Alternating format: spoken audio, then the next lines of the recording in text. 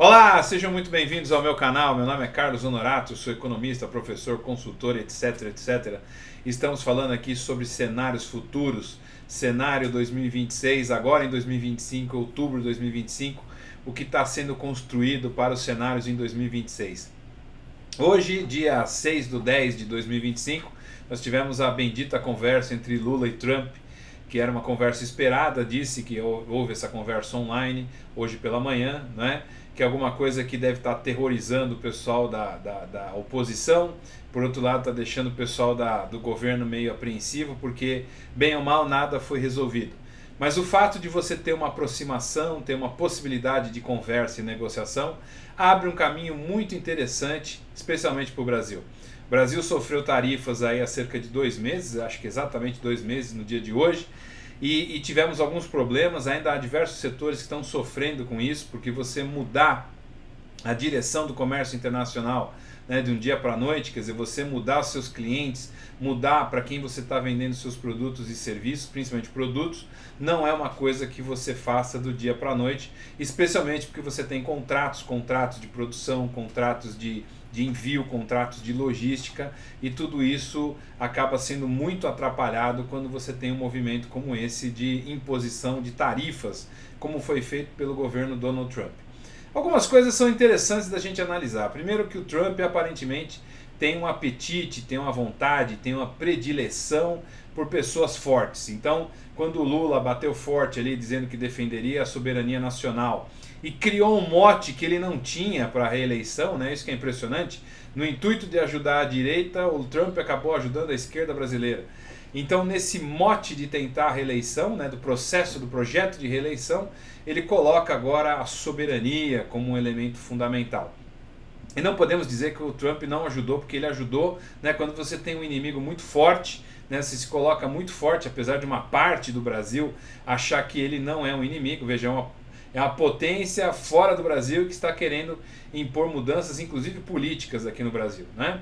Então o Trump criou essa possibilidade do Lula abrir esse flanco, né? esse olhar diferenciado aí de soberania, de defesa da pátria, que era o mote da direita, né? Quer dizer, a direita acabou até perdendo essa questão da patriotagem, né? Do patriota, enfim, e isso se tornou um pouco fluido, no sentido de que você tendo um inimigo comum e tendo o Lula com a caneta na mão, ele consegue fazer essa oposição ao Trump. Outra coisa que eu estava comentando, quer dizer, o Trump efetivamente gosta de políticos, de personalidades fortes. Então, o antagonismo que ele faz lá com o Putin é um antagonismo nitidamente porque o Putin tem uma força, tem uma independência e se coloca como tal, mesmo nos momentos em que ele é subserviente, como foi lá no Alasca, né? Então, o Lula também assume uma posição, eu diria, altiva e de posicionamento contra o Trump. Se consegue sustentar isso ou não, são outros 500. Mas para uma partida, para um primeiro momento, isso é ótimo, porque numa certa medida é isso que a gente precisa de um líder do país. De novo, não estou defendendo Lula, nem sou petista, nada disso. O que eu estou dizendo apenas é que você tendo uma figura forte que se opõe ao Trump, você consegue aí uma perspectiva de negociação em melhores termos, né? E aparentemente o que aconteceu lá na ONU, né, foi alguma coisa que não foi uma química natural, mas teve um cupido, teve alguém que, se eu não me engano, é o Joesley Batista, a família do Joesley, a turma lá da JF, ligado à JBS, ligado a todo esse processo de exportação de diversos produtos, não é só carne, né? Eles também trabalham no setor de celulose, que inclusive teve suas tarifas reduzidas recentemente.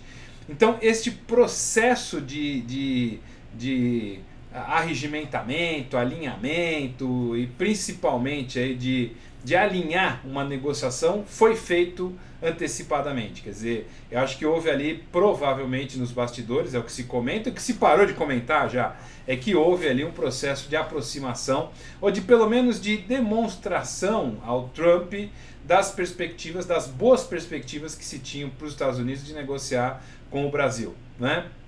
Então talvez aquela agenda da anistia, da libertação do Bolsonaro se torne alguma coisa secundária, até porque da forma como a família Bolsonaro tem lidado, e não podemos desconsiderar aí o capital político que eles têm, mas da forma como a família tem lidado com todos os elementos, a gente percebe que Bolsonaro está caminhando muito mais para se tornar um pária, né? Alguém até contagioso do ponto de vista político, do que efetivamente ter uma grande força. Ele ainda tem uma grande força, ele é muito forte nesse posicionamento, mas quando a gente olha para as perspectivas de 2026, o que se percebe é que já há um movimento, especialmente da oposição, das alas mais à direita, de conseguir um candidato que faça a frente.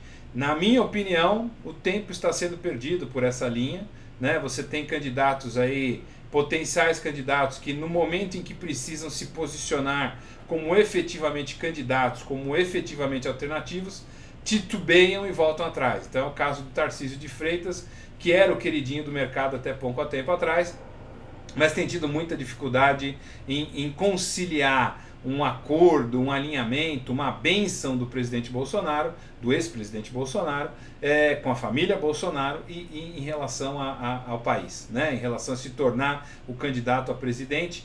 Então, pôr a perder uma reeleição que parece muito possível, e a gente nunca pode esquecer em política, né? Porque o fato dele ser considerado um bom gestor, e também, vamos lá, nós estamos no estado mais rico do Brasil, tem uma série de potencialidades, de possibilidades, a estrutura funciona numa certa medida, mas o fato dele administrar bem um estado como esse não garante que ele se reeleja ou que ele se eleja presidente. Até porque o que acontece, né? Se você em um ano tiver algum problema muito sério, São Paulo está vivendo um período de seca, começa uma pequena crise hídrica, né? Isso ainda é pouco falado, talvez a gente tenha uma saída para isso, mas são elementos externos, como uma chuva no começo do ano, como uma crise como essa, que parece ainda pequena, das bebidas, que são coisas que podem afetar diretamente a população, né? E pode afetar também o presidente. Isso não é só o governador, mas o presidente também tá na medida disso. Agora você tem um cara como o Lula, que já tem uma trajetória, tem um traquejo, tem uma experiência de anos vivendo essas crises. Não é à toa, o Lula viveu a maior crise econômica da história recente, a crise de 2007, era ele o presidente, e numa certa medida se saiu muito bem. Então, quando a gente começa a olhar essa perspectiva Trump, né, parece que pode haver um encaminhamento. A gente não tem como dizer isso de uma forma clara, porque Trump sempre é uma surpresa, mas também o que ele tinha que colocar de prejuízos ao Brasil, ele conseguiu, ele colocou. Né? Muito mais que isso eu acho que não é possível. Ele pode até tentar atingir outras autoridades, ele pode querer aumentar mais as tarifas, mas de repente, dependendo da situação que ele faz esse aumento de tarifas, ainda vai bater mais no pé dos americanos, vai bater mais em casa do que aqui, né? A gente ainda não tem a dimensão correta de quanto isso gerou de custos para os americanos, de quanto isso pode ter impactado a inflação, mesmo que seja pontual. Né, o que os economistas, especialmente dos Estados Unidos, dizem que às vezes um pico pessoal, um pico potencial, um pico pontual da inflação poderia acontecer por conta das tarifas, mas o fato é que talvez a artilharia que ele teria quanto a gente não é suficiente, e, é óbvio, sempre pode piorar, né, mas eu acho que pelo que representa as exportações americanas e pelo quadro que a gente tem hoje, especialmente porque a gente tem conseguido transitar, né, para outros mercados. Então a gente tem exportado café para a Colômbia, por exemplo, que exporta o café dela para os Estados Unidos. A gente está exportando, encaminhando soja para a China. Então você tem alternativas aí que podem efetivamente minimizar o risco Bolsonaro. Então o grande alerta que a gente tem que ter, e a atenção tem que continuar, e é bom que a gente tenha um evento externo como esse, porque assim é obrigado a gente manter a atenção, né, no sentido de que a gente tem que ter uma visão estratégica, abrir novos mercados, abrir novas oportunidades, né? Todo mundo tem que fazer isso em todos os setores, e a gente tem que acompanhar, porque ainda parece muito tímida a ajuda do governo para os setores mais atingidos, porque você tem setores aí que foram muito atingidos, principalmente aqueles que têm um direcionamento muito grande aos Estados Unidos, seja móveis, pesca, um monte de coisa aí que exporta para os Estados Unidos e hoje está passando um mau momento. Então, a antecipação, a capacidade de olhar isso com uma visão estratégica é absolutamente fundamental, né? Sejam muito bem-vindos, meu nome é Carlos Honorato, e se inscrevam aqui no canal, acompanhem, a ideia é que a gente tenha mais vídeos aqui, se tiverem dúvidas, sugestões, mande para nós, é um grande prazer, até a próxima.